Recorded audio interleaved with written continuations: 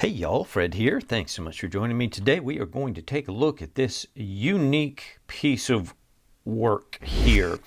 We're calling this the Barrysail knife. This is a knife from John's collection. Our buddy John, longtime friend of the channel, who has shared knives with us before, has sent me a little box of goodies, so I'm going to take a look through some of these knives that he sent over for us to check out. And he got this on Amazon, and it has one fatal flaw on it that we're going to talk about here in just a moment. But this is there's no real name for the knife itself. I think the company's name is Barrysail, Barrysail. I can put that up on the screen here. And he got this for less than 20 bucks. It's a G10 and D2 steel. We're going to take a quick peek at it. I'm going to try to go through this a little faster than we normally do. I'm making an effort here to kind of change up the format a little bit and go through all the specs and details pretty fast if I can actually manage to pull it off. Let's start with the size comps. I always have to do size comps because that's important. If you're thinking about getting a knife and you're wondering how might that fit in my hand or my pocket, you probably want to take a look at it against some others. So here you have the PM2, in this case the 𝗕𝗏𝗃. It's right in between these, and then the Para 3, of course. So I know that's maybe a little hard to see with the angle, but it is actually a little bit shorter than the PM2. You can see a little bit better there when I put them in that direction. So there you go. Kind of a mid-sized knife, I guess you would say, based on that. Let me give you a couple of more. I'm curious, would you guys have a preference on what knives that I pull out of the box in order to show you? I mean, we've all picked up a variety of these knives, and so which ones makes the most sense for you? This is a knife that I love. I just reviewed this here recently on the channel.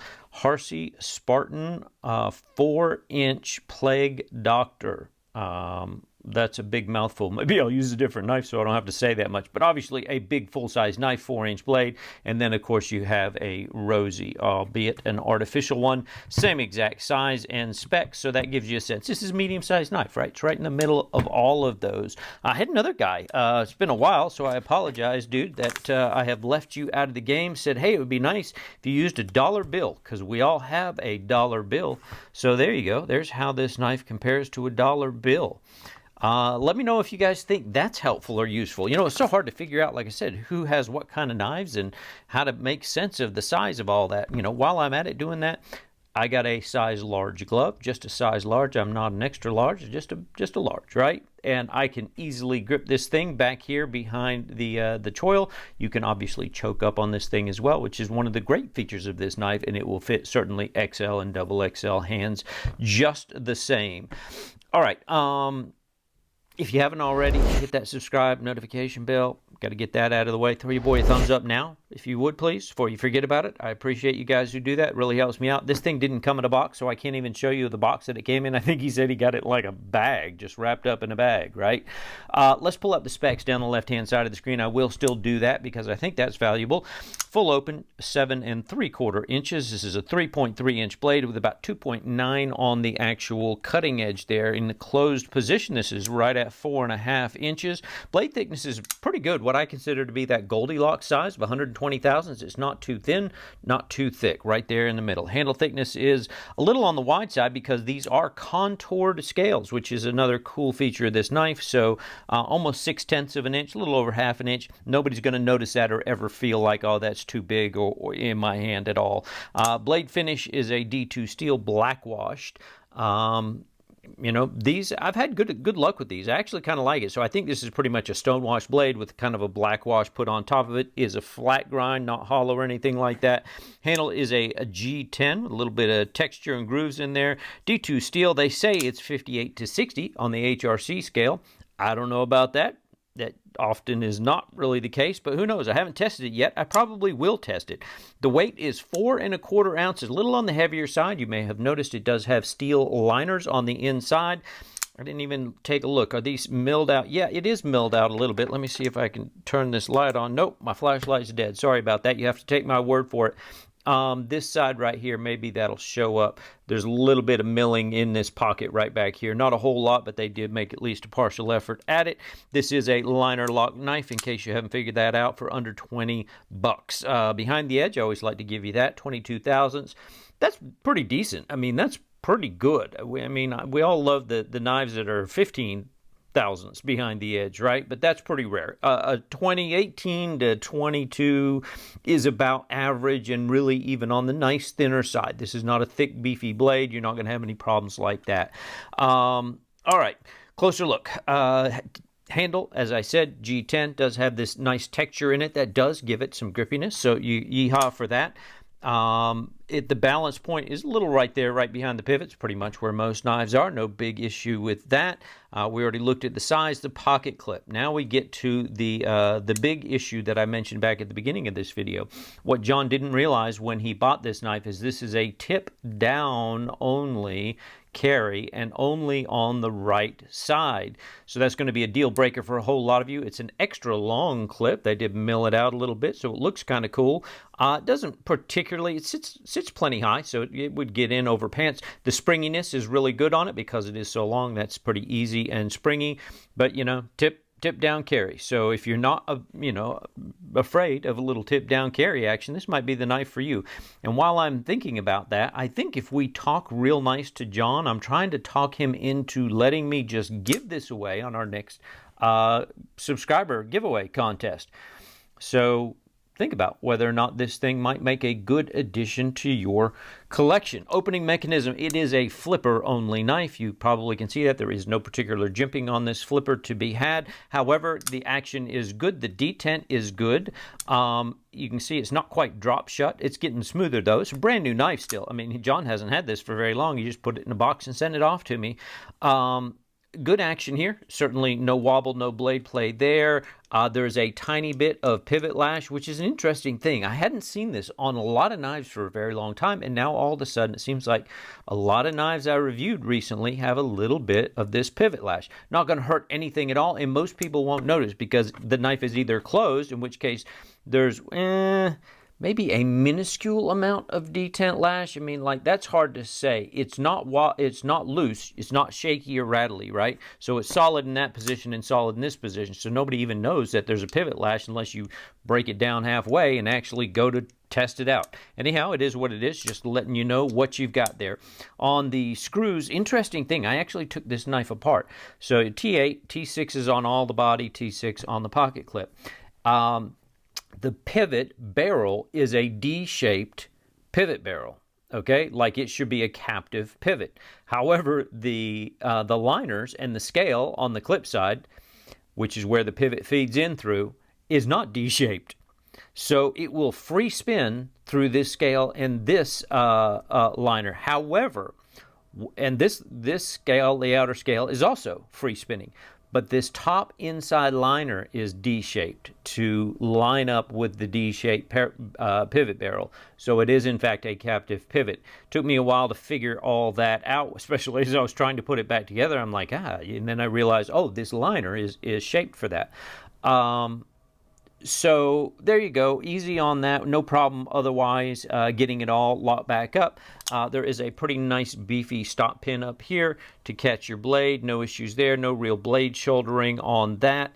Let's take a look what I didn't, oh yeah, you're not going to have any issues with sharpening or that sharpening choil. You obviously have a large finger choil out here, which is one of the things that I'm a big fan of in my knives. That feels good, even with a little bit of separation from the flipper tab. That doesn't bother me too much. It is a little on the thin side.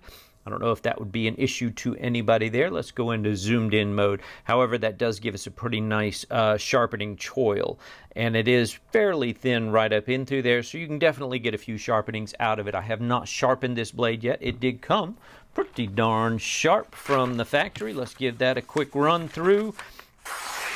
So, I mean, I would have to probably give that, sorry, I should have done that in 1x. I'll probably have to give that a 10 out of 10 on the old redneck sharpness scale. I have definitely felt sharper and slicier blades in my life. For sure, but I mean, there's no hang-ups and it's very smooth and it cuts all the way through. The whole blade was done really well. For a relatively inexpensive Amazon knife, you certainly could do a whole heck of a lot worse. The lockup is solid. I've done the blade whack on it. You are not going to break this blade out, which is another really good thing. The blade shape is, obviously a leaf-shaped blade. It does have a relatively low center line here, so drag cuts like that aren't going to be too bad at all. You can, with that forward choil, get up right here and do your pinch cuts, draw cuts, anything you want like that. You have really good control of the knife because that allows you to really lock it in with those 3 fingers. You can go to town on that all day long. No issues. Again, D2 steel, have no idea how it will hold up. I probably will put this through the old cut test. We'll just see how it goes. There is no branding on this knife, and that's another shocker. So I don't know, maybe y'all know, is this knocking off any particular knife out there? I will tell you, let me see if I can find it. Oh, I've got mine right here. So another knife that John had sent in for us to check out, this is my version, is the Civivi Mini Praxis. This is mine. I've had for a very long time, and so I think if you put these side by side, you will see, if you had a full-size Praxis, that this style borrows very, very heavily from the Praxis, particularly even in the blade shape. You can see with the swedge that they've carved in, how they've done that, the general shape. You've got this big forward finger choil there. A little bit difference on the screws, and obviously a contoured handle with totally different styling there. But you can see there's a lot of similarities. I'm not in any way even trying to imply this is some kind of knockoff of the Mini Praxis or the full-size Praxis either. I'm just telling you that's, obviously the inspiration for this knife, but they didn't put any branding on it. And that's pretty unusual for this price range of knives. Usually at this price range, they're putting their names all over this thing and nothing anywhere to be found, not even the indication of what kind of steel it is. So that I thought was quite interesting. There's only a minimal amount of jimping right back here on the blade. It's definitely functional. It is certainly grippy. It definitely catches your finger. If you're back here, no issues with that. You can put your thumb out there and cut. Everything's comfortable in pretty much all of the grips that you can imagine. All right, ergonomically, bringing this thing home, again, it feels just fine. This is going to be a little bit of a hot spot here. If you're really bearing down, I can see how that might be a hot spot, but no worse than anybody else's pocket clip. This is a pretty decent design. Definitely a little too long. They could have shortened that up quite a bit, and it would have been just fine. Again, the negatives, that's what you kind of get there, is that tip down only carry for righties.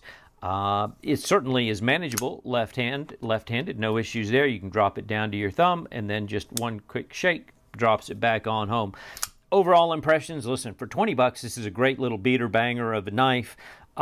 It does have steel bearings. I don't think I mentioned that. It has, the caged bearings like we're used to seeing the caged ceramic bearings, kind of the open face on one side. They do use steel bearings instead of ceramic. But listen, you're not buying a $20 knife like this thinking I'm going to get the best, smoothest action in the world. That being said, the action on it is, pretty good. It's not going to be quite drop shut. And again, this is still pretty new. So maybe after a few hundred flips, it might drop all the way shut. I did take it apart, clean it up, lubricate it a little bit just to make sure it was all in good shape. But again, carrying on with negatives, we got the clip issues we talked about, and that's really about it. Maybe a little bit on the minimal jimping. You got T8 screws, but they all do at this price range. No big deal there. The lockup is maybe a little bit on the light side here. Let's see, maybe zoom in again on this thing. Kind of hard to see. Yeah, you can see that pretty well.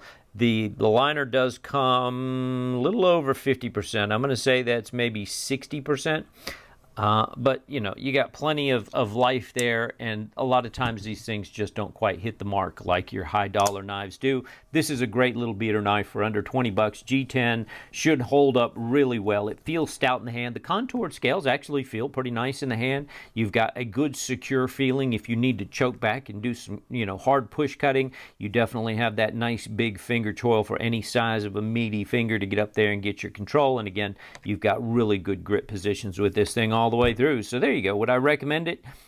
Sure. I would recommend it. And if this is really what you like and you're a big fan of tip down, right-handed only carry, and you don't mind it not being drop shut and the other things that I have mentioned here, then sure, it's a fine knife for 20 bucks. It's a $20 knife. How hard do you want to be on a $20 knife, right? I guess that's what I'm saying. Although, and again, the other side of that is the world that we live in, of the world of replicas. You can get not really a 20. I don't even really know if you can get replica $20 knives that are even that good. But you can get replica $20 knives that have the pocket clips done on the right side, and even some with reversible pocket clips. So yeah, you can definitely get other knives that may or may not be better than this one. But anyhow, thought I would share it with you. We will put it through the cut test because John sent it in for us to do that with. D2 steel, sometimes we'll get surprised by these things, and wouldn't we all be quite shocked? Maybe not, actually, if this knife just tears up the test and destroys all the other knives with really high dollar steel. Certainly, I have seen things like that happen. I think we all have. Anyhow, thanks y'all for sticking with me. I hope this was a good format for y'all. Give me some comments, feedback down in the comments there. I have no idea if I even beat my mark. Oh yeah, I'm looking at my time here. I did pretty good, 15 minutes. That's not so bad. Throw your boy a thumbs up if you haven't done it already. Hit that subscribe button if you're not subscribed. Join our little band of renegades. Otherwise, we will see you guys on the next video. Thanks, and have a great day.